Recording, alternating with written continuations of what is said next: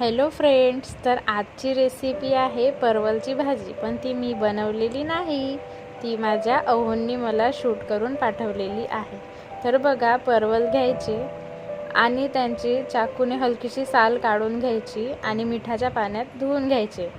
कांदा, टोमॅटो, हिरवी मिरची, कढीपत्ता आणि लसूण पाकळ्या.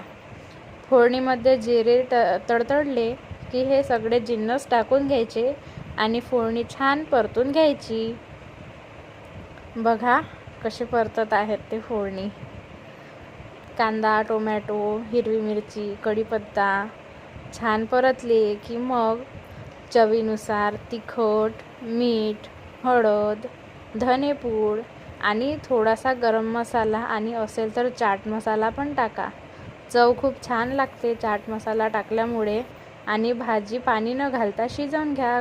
Thank you for watching.